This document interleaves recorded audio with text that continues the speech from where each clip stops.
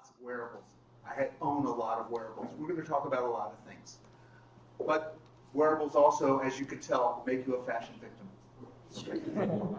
So we're going to talk about fashion victims. Tech victims too, as well as social victims. I'm told that I have to tell people my pronouns. I don't know what they are. People have been figuring it out for me for a long time. I'll leave that as an exercise for you guys. All right, there's going to be a game tonight, which we're all going to participate in. And we're going to look at pictures as we go through and also talk about wearables and see what the technology and the fashion community have done to us. So here we have a very famous technologist, okay?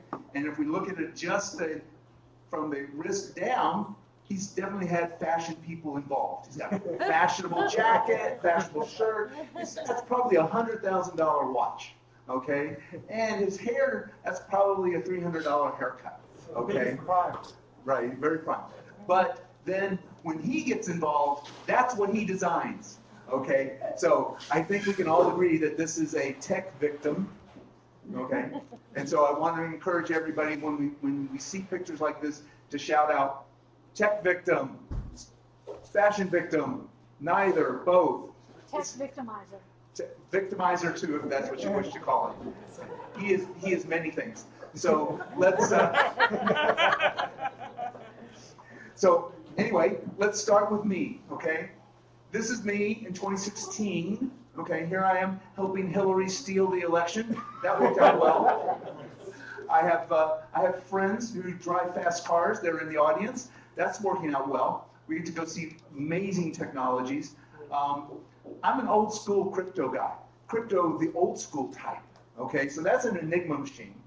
And that's the machine that actually allowed D-Day to happen. You know, if you can't beat the Germans in the Atlantic Ocean, you can't have D-Day. So breaking that crypto was what made the fact that we did not blow up Berlin. Okay, so that's me. A little bit more about me, why I'm here. Well, I started with a personal trainer in 2015. That did not solve my problem. It did not solve the weight problem that you saw, okay?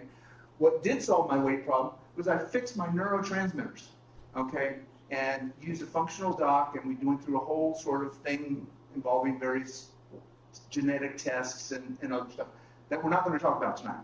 But it did allow me to have my brain right so that I could start in Juneteenth 2017 fasting, and that radically changed my life and helped me actually become very much more aware of my health.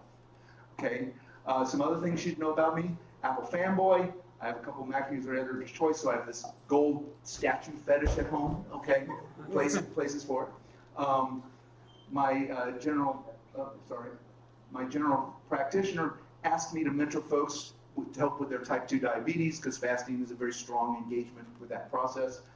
And if you want to put me in a niche, I'm in the quantified self niche, which predates the biohacking community and predates the Maha people. I am not a Maha person. The hat is red, but that's because of the season, okay? Not because of the political affiliations, which you saw me helping Hillary steal an election, right? So why do we wear these wearables? Well, D&D taught me that probability rules many aspects of our lives, okay? And so now let's look at some appropriate life tables. This is a downer slide. Please, we'll get through it. What Americans die from and the causes of death that the U.S. media reports. So we die of things like heart disease, cancer, stroke. Stroke is actually heart disease. Accidents, respiratory disease, diabetes. And, you know, COVID is way down here. Suicide's way down here. You can't, you know, homicide is less than 1%. Terrorism, less than 0.01%. All right? With Brown University shooting, with the Bondi Beach shooting, etc., we can see what the press is reporting on. And so it's an exercise left for you to think about why many people want to own guns, if this is the way their world is shaped, is that they are shaped around the idea that they are in mortal danger all the time for homicides and terrorism. But that's not the case. But since we're nerds, and we know about probability, and we know about rolling the dice, then we know that we want to be thinking along this table and not these tables. okay? And so what can we do when we think along the correct table is that we can start to, oh, fashion moment. Let's have a little bit of levity and lightness, okay? This young lady is an early starlet who was in space movies, okay? As you can tell, the tech community gave her definitely a, what would you call? Is she a fashion starlet, fashion victim? What would you call her? Fashion victim. Fashion victim, all right? And our society didn't get better. Here, about 40 years later, we have 7 of 9, all right, showed up in a cat suit. Of course, later on in Picard, we figured out how to make Ranger 7 just a totally badass person that kicks ass and just is a great character. Just so you also know, this is Valentina Tereshkova, who's the first woman in space. This is what women who actually work in space look like. Okay? This is Sally Ride, the first American woman in space. Note that there are 20 years between here and here. America needs to do better, okay? All right, so 4 horsemen of aging. These are 20-year onset disease processes, okay? Type 2 diabetes, heart disease, cancer, Alzheimer's. Notice where they are up here, okay? But they take 20 years, which means anyone older than 35 is starting that process. And so we can delay and defer this process. We can't stop it, but we can defer, or we can accelerate it. Let's not accelerate it, okay? So, you can become regulated. You saw what I looked like when I was 26 in 2016. You see what I look like in 2025. You do not have to become body beautiful. What you do have to become is metabolically regulated, and it's available to everybody. Okay, METS, which is called metabolic syndrome, increases the occurrence of type 2 diabetes, which easily increases heart disease, cancer, and Alzheimer's. Alzheimer's is also frequently called type 3 diabetes mellitus. Okay, so these are all very real disease processes that we want to slow down and stall. So what you should be thinking about is, oh, if we live in a way that makes metabolic syndrome happen, we're adding approximately 30% more risk to those disease processes, and we are accelerating them in our lives. Let's not do that. If you reverse METs, you basically return to your genetic and environmental risk factors. It doesn't mean you don't have heart disease issues. It doesn't mean you won't have cancer risks, but let's lower them and push it off. You want to be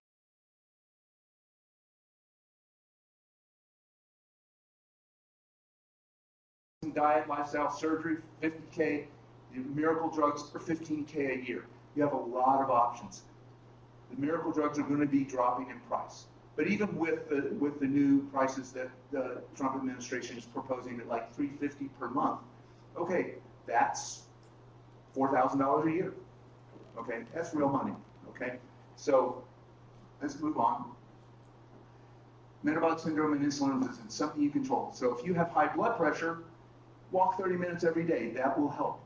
If you have high trigs, lower your carbs. Eat just 3 squares, no snacking. You have low, high density lipoproteins, now lower your carbs. High sugar, minimize sugar. Walk after ingesting. Large waist, walk more. Get that message? Walk more.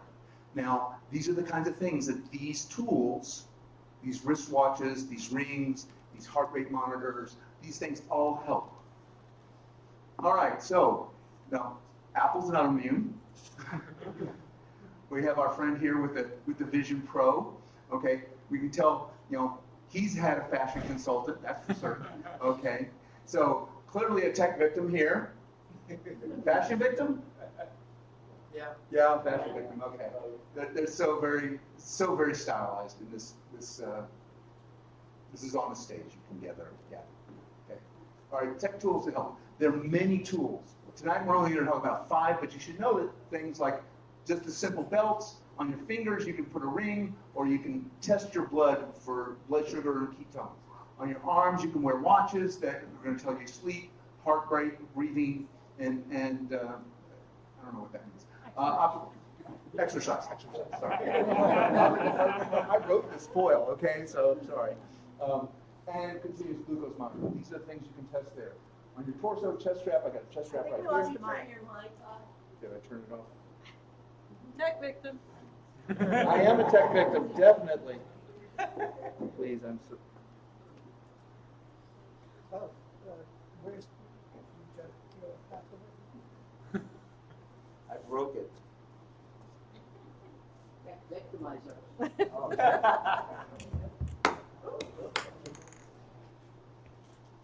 Okay. I'm worse than you can imagine. Okay. Yes, fantastic. Yay! Woo! Okay, the torso chest strap, breath monitor, we can read into it. Head, well, AI/ML, but they're also the new AirPods. Oops. Okay, the new AirPods will measure your heart rate. So AirPod 3s, they are also hearing aids. Is this one dying? Have I really broken it now? Yeah, could be a battery stand.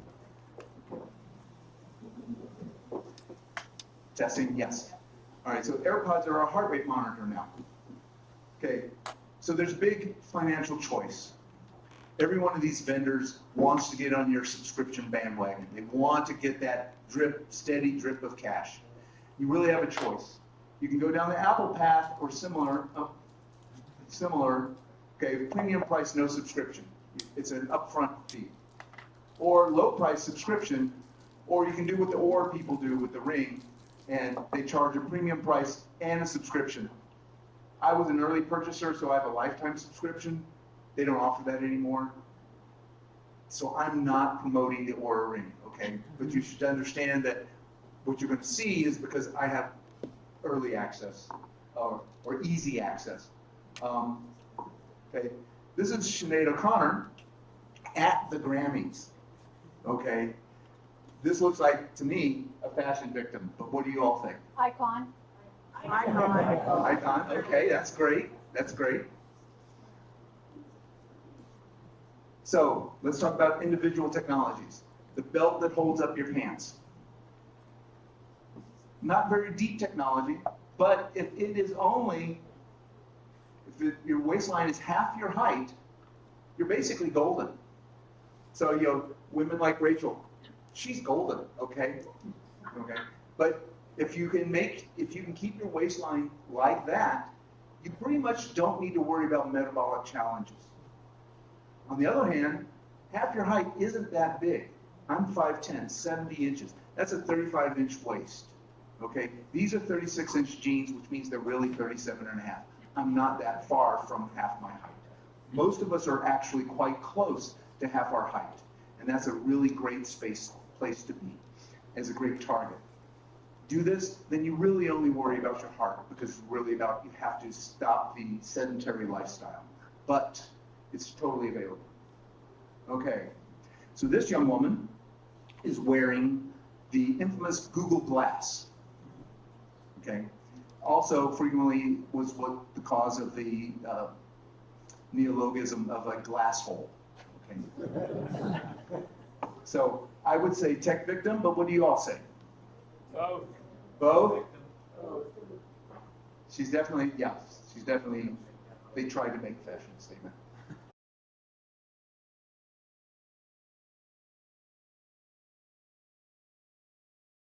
It tests heart rate, blood oxygen, and temperature, but because of that, it can tell you fertility, it can tell you your cardiac age, measuring what's called pulse wave velocity, stress, illness, COVID, flu. Let's look at some of this. Okay, so here's my data when I got COVID-19. Okay, so basically, this is the day I got it, this is the next day, and then Paxlovid slammed in, crushed the COVID, but Paxlovid has a very common rebound here, and then I moved on to normality. So it looks at temperature, it also looks at heart rate variability, and the AI that they use to declare that you are ill is looking at all of these things, okay? Here I am doing a workout. Okay, so this is a workout day, this is recovery, workout, recovery, but that's a heavy workout, and I don't really recover till the next Monday. Okay, so you can see, you can learn how you're doing, what you should be, when you should be working out hard, when you shouldn't work out hard, okay? It also starts you about, it has these artificial numbers about sleep, but these are the important things. Tells you what kind of, are you sleeping as well as your average sleep? Are you getting good deep sleep? Are you getting good REM sleep? So these are all things that combine and can tell you what to do. So for example, I turn into a pumpkin around 9:30 p.m. Okay, I'm going to stay as late as you guys want me to be here, but I'm going to be turning into a pumpkin slowly during that process. Okay. All right, so the shoes is what I want you to look at here. Okay. 3 shoes are probably okay for these women's feet. 2 shoes are definitely not. On the other hand, what do you all think? Tech victim, fashion victim, what are we talking here? 90s victim. 90s victims. They are the Spice Girls. Okay. But yeah. All right, so watches. I'm an Apple fanboy, as you can tell. I've got these 2 watches on. This is the one I wear in polite company. This is the Ultra Watch 3. I don't believe it's appropriate for polite company, but I have it anyway. All of them do the same thing: optical heart rate monitor, blood oxygen, electrocardiogram, temperature, exercise and health metrics.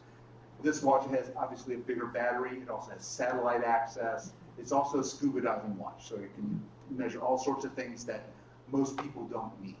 Okay, so you don't need this watch. This watch is fine. All right, so you can be very simple-minded like I tend to be, or you can go exotic on your watch face. Okay. I don't know what 90% of what goes on in this watch face. My watches are on the simple setting, okay? This is the famous rings, which basically is your movement, your exercise minutes, and are you standing enough? And the standing is an interesting metric because it's very easy to do, but it also is remarkably healthy to stand up every hour. And you only have to walk 2 or 3 minutes. There are some other people that actually say that's the time that you should sit and do your air squats or do some other exercise snack. You stand up, do an exercise snack for 2 minutes, and you've done remarkably good things for your heart. And so the Apple Watch is helping you do this. The other watches do too. So whenever I say something like Apple Watch, the Polar Watch, the Garmin Watch, the watch from Android, from Samsung, etc., they all do these things. So don't think that this is a unique to Apple characteristic. Apple has one way of presenting it, not presenting what I know. Okay. You saw a sleep system. Well, here's Apple's variant. So basically, it can tell me the same deep, REM, wake, core sleep. I wear them at the same time. They don't agree. You pick one and you stick with it. Okay. Down here, it's looking at my heart rate, respiratory rate, wrist temperature, sleep duration to create a vitals track and measure your training load. So there's these sort of integrated aggregating technologies that are happening in all the watches, okay? This is the important thing to me. A friend of mine who has actually since passed was saved and got 2 more years of life because his watch told him that he was in AFib, and he got to the hospital and got his life saved. And his wife and he were both very happy to have those extra 2 years. So this is very real. This happens. Lives do get saved. These are inexpensive devices. I want to encourage you that if you have any heart disease issues in your family at all, get one of these watches because it does save lives. It doesn't matter which one, they all do it. Early on in the technology integrating with fashion, they thought we had to scan everybody in detail. So this was you would go to a fashion house and they would get your measurements the fast way. You basically get down to your skivvies and they do this. We don't do this anymore because we think the AIs figure it out. But I was at a demo conference, which was basically a VC conference of people promoting this for fashion. Do the forge heels help? Say again? Do the forge heels help on the scan somehow, or missing something? The heels are there because she wants whatever the thing is going to make, wants to know what her legs are like when they're in this elongated position, right? And yeah, the eels are not good for her. The next thing we're going to talk about is the continuous glucose monitor. Technically not a wearable, but it is a medical device. It pierces the skin. It is a big deal, except it's not a big deal. It basically, it's you slap it on. It takes all of 30 seconds, and you then wear it for 2 weeks.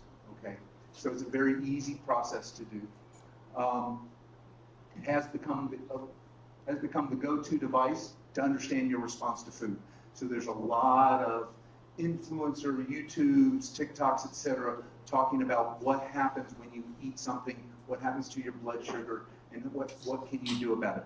Here's an example.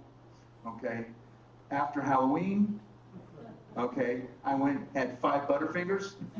Okay, and then I went on a walk around the block, and I dropped it back down.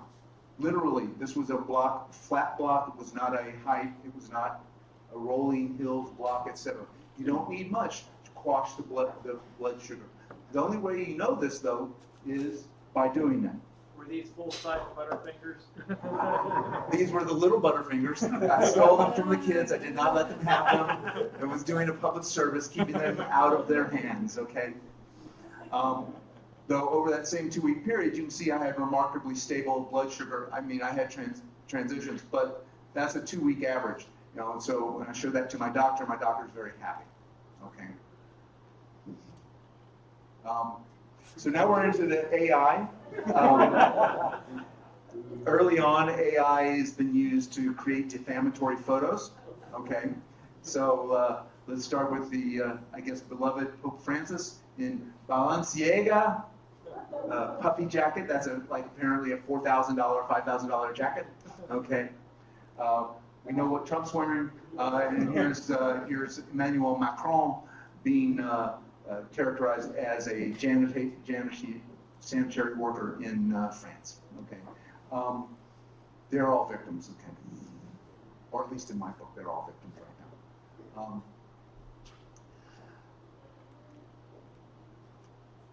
AI, ML can help you with your health and fitness. You should not ignore them, but you got to use them carefully. Okay, and these are not Dr. Google or Dr. ChatGPT or Dr. Gemini, etc. Use it in a special way. And the special way is to learn more about your condition, and then ask questions carefully.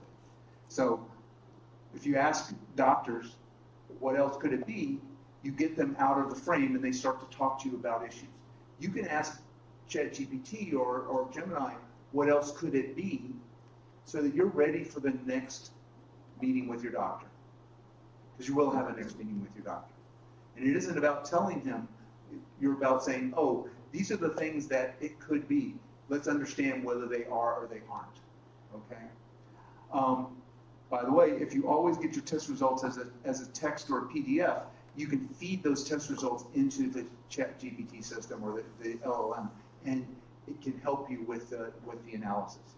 This is not replacing your doctor. I want to be very clear about that. I don't want to replace your doctor. Okay. Here's an example. I do a lot of barefoot front squats. We don't need to read the details, but this is an example of the kinds of questions you would ask. You give the LLM a lot of detail. It figured out that I wasn't doing a very special long-term foot strengthening approach, and that I had found a problem with my legs. Okay. Gemini made this picture. I was very curious that Gemini made Cloud and ChatGPT wear jackets or robes, and he gets to be the murder bot. Okay. Fashion victim. Fashion victim, yes. All right, so the LLM caveats. This is not to replace your doctor. Use it to utilize your doctor's services better. This is about helping you become a better user of health services. It's not to replace your doctor, but to use them better. It's a tool to challenge your research. Everyone likes to think that they research things. Well, it's not that easy, but if you ask PubMed correctly, or through the LLM, you can improve your search quality. More importantly, you can improve your interpretation. All right, and so here finally is Vogue implemented some LLM fashion, and I'm not really sure if that's a technology victim or a fashion victim. What, Both. Vogue. But Vogue published this in a magazine, so it's like, wow, okay. All right, so my recommendation is the watch has the highest utility. Apple versus Garmin, Polar, Samsung, etc. Pick your ecosystem. If you're in the Apple ecosystem, there's really only one choice. Pick the Apple Watch, unless you're an endurance athlete. If you're an endurance athlete, then Garmin and Polar may be the right thing for you because you're really going to exploit what they do. But if you're really in the Apple ecosystem and are not an endurance athlete, the Apple Watch is cheaper, and you can buy used ones quite, if you're cost conscious. All right, basically, you can probably for $100 get a used Apple Watch that's 2 generations old, and it's got another 5 years of life in it. If you add a battery to it or get a battery put into it, it's probably got another 10 years in it. I mean, this is a Watch 5. They're on Watch 11 right now. Okay, it works great. Okay, the Ring has the highest accuracy. The finger arteries provide better data for sleep and other tracking issues. On the other hand, Apple's putting a lot more money into these sensors than Oura has. So I can't really say that the Ring is going to provide you pragmatically better, but it is a nicer device in some sense. Okay, so I'd like to offer a pro bono offer to attendees and Twitch people. I'm going to offer a Zoom session on how to read and use your Xmas wearables. So you get wearables this Christmas, or even after Christmas, I don't care when you get them. But during the first week of January through the last week of March, I'm willing to run a weekly session of you sign into a Zoom session with me, and we talk about your data with everybody else, and fundamentally have a sort of a group nerd session on how to use your wearables. All you got to do is go to this QR code, which is basically it fires up your email. It doesn't even go to the web, and you send to my to this address what you're going to do. But it's going to be very straightforward, structured discussion of how to use these tech tools to support your goals, not my goals. This not a business. I don't do this as a business. Okay, I do this for fun. Okay, it really is fun.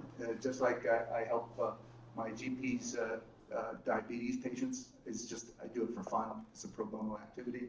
So I'd like to offer it to the nerd community. And so there we are. Same QR code. Any questions?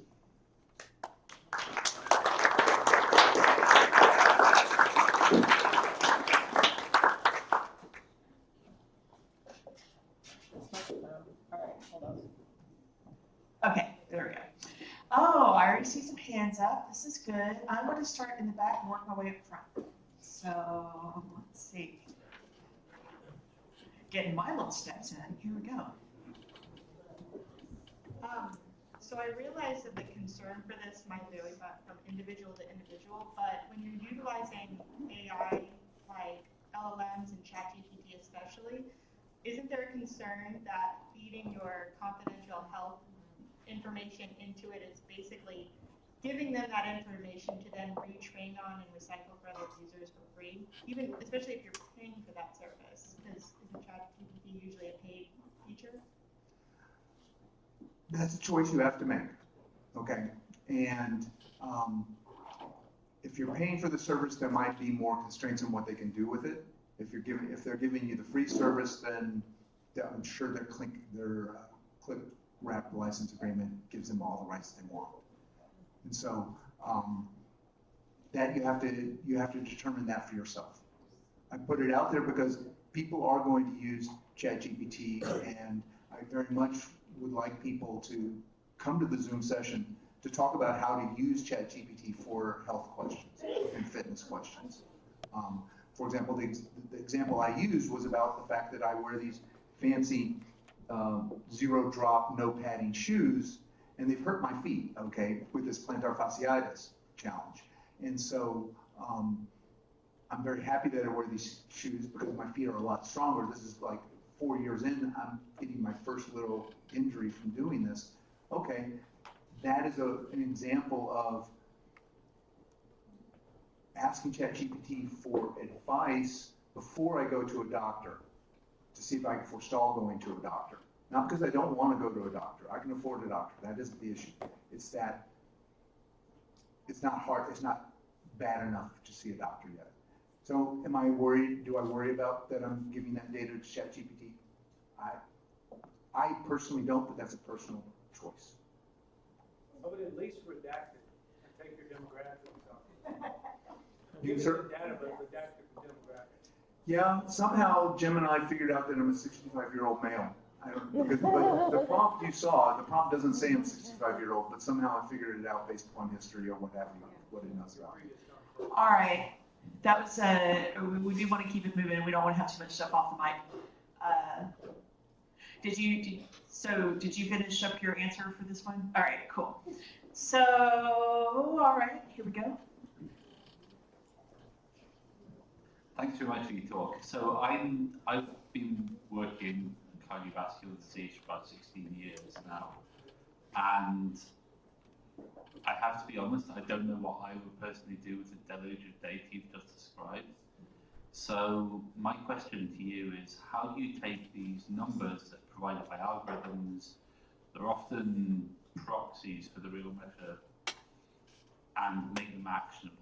How do you action on the numbers you get out of these wearables? So the wearables are along the lines of what Rachel was talking about, is they're primarily trying to change your behavior to put you into a more healthy space. So the stand metric, the exercise metrics, things like that are helping.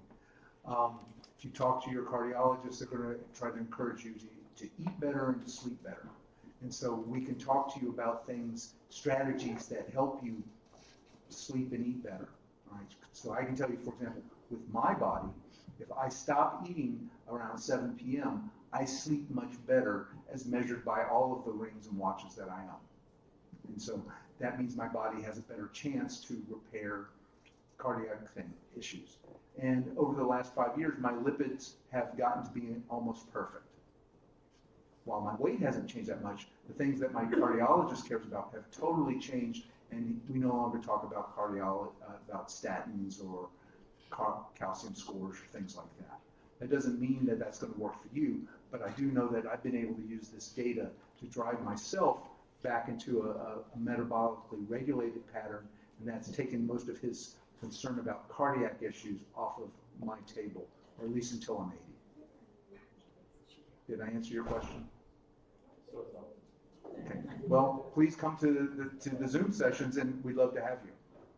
And maybe I can answer more then. But I'm not a doctor. I'm not trying to be a doctor. I'm trying to be a person who actually is just using this stuff and wants to encourage you to use it. All right, I think we have a Twitch question. Okay. As someone who has a lot of medical issues, it seems like asking AI or the internet to explain issues or symptoms could cause unnecessary anxiety. And I think doctors are responding to that with more apathy. How do you recommend bringing your personal research findings and data to your medical professionals and have them take your concerns seriously? I can only speak to what's happened for me, but I've had my same GP for 30 years. Okay? So I have a long-term relationship. We do lunch together. So I very much realize that my experience is not what most people's experience is with their GP. That said, the framework, at least around metabolic syndrome, and the things you can do around metabolic syndrome to help improve and become regulated. Every disease process the doctors look at, metabolic syndrome never makes better. And so if you can fix your metabolic syndrome, you're making yourself better in almost every area. and makes it easier for your doctor to work with you on your specific issue. That's not to say that metabolic syndrome causes everything, but it doesn't make anything better. And so that's all I'm really proposing here is I'm not proposing medical interventions. I'm proposing that we have spent a lot of time in our culture dysregulating our metabolism. Let's stop doing that. These tools can help us stop doing that. I hope I answered the Twitch person's question. All right, so we've got one up here. Hi, Andrew. So nice to see you. So I do have kind of a two-part question. You mentioned that you have two devices that don't necessarily agree with each other. So my questions are, how do you decide which one you follow? And from a scientific standpoint, my second question is, in terms of methodology, if I run an experiment and use the same methodology and get two very different answers, that means there's something fundamentally wrong with the methodology. So how can you choose either of them to trust when they don't agree with each other? Thank you. So my advice was pick one. Fact is, I'm not following that advice. I pick all of them. And the reason I'm suggesting that you pick one is that they are self-consistent. In other words, when the Apple Watch says I'm sleeping well, the Oura Ring says I'm sleeping well. They disagree in the magnitude somewhat.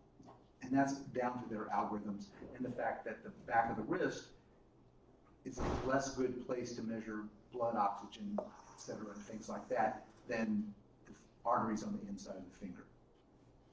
Do your two watches agree? I only wear one watch at night at a time. Now, I have two algorithms on my watches, one from a third-party vendor and Apple's algorithm, and they are sometimes very radically different. And I attribute that to the fact that the third-party algorithm is just a guy writing code. So they're generally. Okay, I hate to cut this off, but this is entering into conversation, not questioning. Okay, sorry, I'm sorry. No, this is, I mean, I hate to do that in a way because I love good conversations, but on the other hand, it's not really fun for anybody in the room. Right. But this is what we want to do in the Zoom session. Yeah. These kinds of comments. All right, I think that do we have one last question? Everybody got. Oh, returner. I'll let it happen since you actually research this stuff. All right, make it good. Pick one device. What is it? You have one device. One device, I would say the watch. Which watch? Well, if you're in the Apple ecosystem, any of the Apple Watches that are running the current OS. Because what happened with the current OS is they added the hypertension discovery feature. So if you have hypertension but you don't put on the cuff, it's a low false positive detection feature. So it gives people the idea, gives people good notice that they're having a problem. And about 30% of the people who have problems don't know they have the problem. And so it's been good at that regard. That's the Apple environment. If you're in the Android environment, the Samsung, the Garmin's much more expensive though. The Garmin's about a $1,000 watch because it's totally focused on the endurance community. And so it does a bunch of very specialized things. So if you're in the Android community and are in the endurance arts or endurance sports, Garmin is clearly the leader in that area. Android Wear, the Samsung equivalent, those are all excellent Android watches for that purpose. Did I answer your question? Okay. All right, let's give Andrew a big round of applause.